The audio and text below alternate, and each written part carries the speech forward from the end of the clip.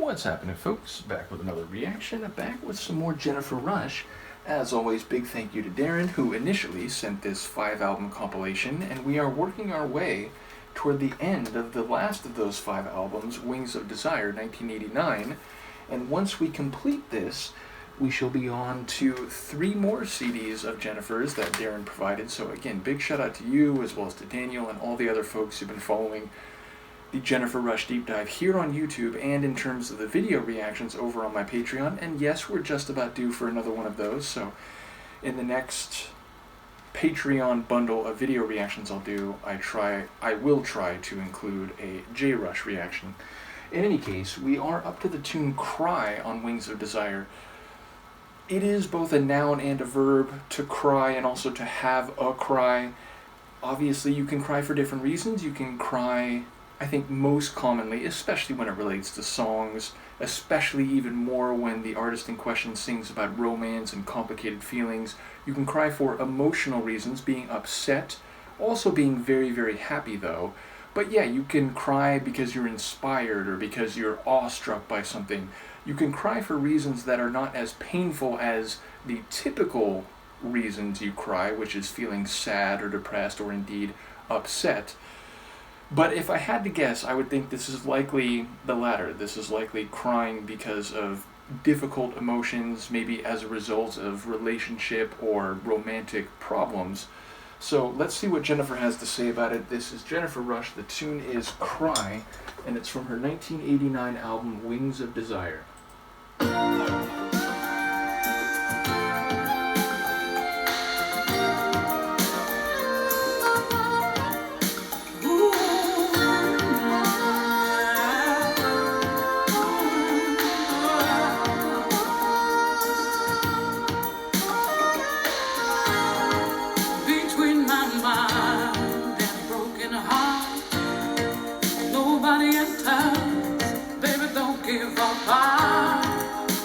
Start it, but I can't begin.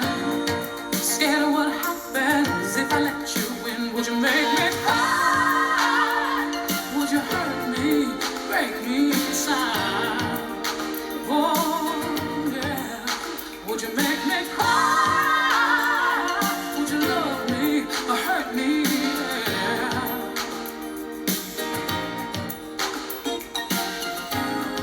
Caught in my mind to fall, hang into something, but I lost it all.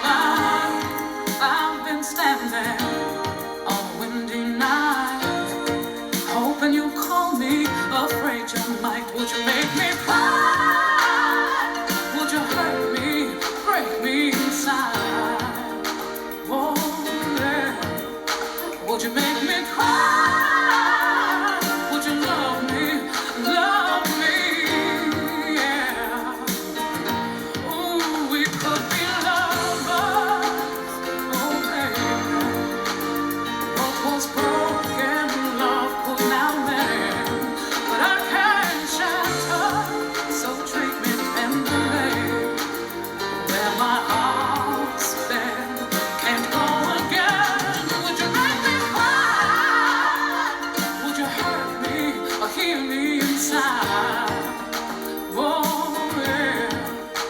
Would you make me cry? Would you love me?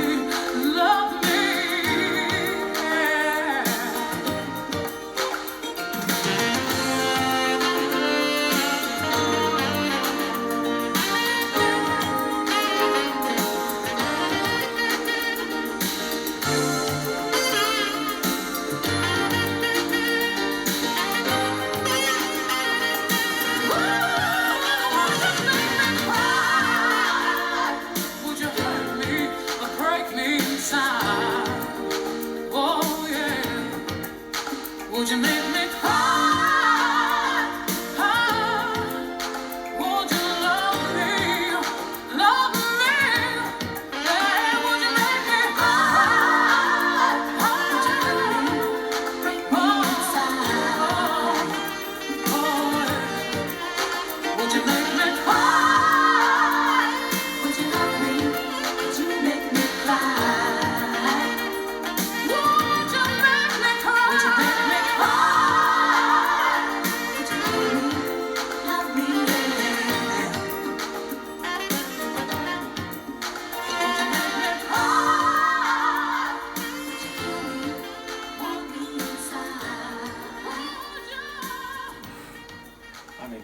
again, if she's flaring up that lead vocal, it feels criminal to fade it. But okay, so number one, we have a swanky saxophone that is automatically an upgrade on any tune, no matter who the artist or band.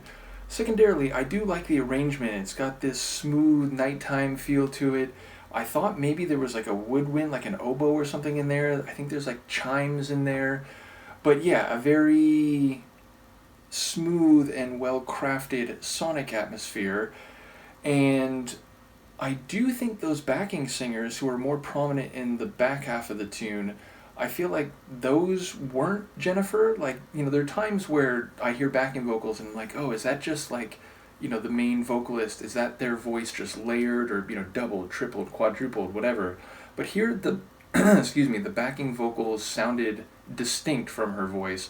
Once again, we get some very nice flourishes from Jennifer, especially again in the last minute or so of the tune as it's working its way down and out the door. And once again, it feels like we enter a story with Jennifer where there's already been a prologue, maybe previous chapters. We're jumping in the middle, and it sounds like another relationship that used to be good, fell apart, and now she's in two minds, or she's really just wondering, and it's like, will you come back and love me? Will you hurt me again? Will you break me inside? We could be lovers. And I love the line, and I'm forgetting the specific verbs, but it was something like, I'm hoping you call, but like terrified you might, which like that's a really clever phrasing, because it's you want to hear from the person, but you're aware if they do come back, if they do call, maybe things don't go well again, or maybe they become complicated very quickly again, and you don't know what you might say, or you might be nervous. So the idea of hoping someone calls but being worried they might is a very succinct and clever way of phrasing the uncertainty and complicated feelings that come.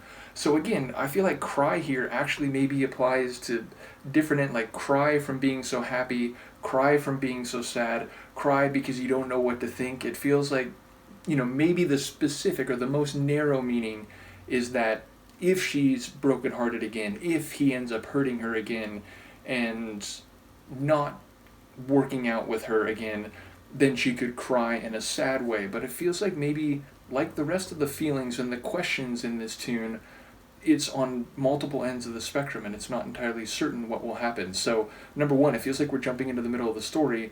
Number two, it feels like the story is not yet completely written, and it could have a happy ending, it could have another sad ending, it could be more nuanced than that.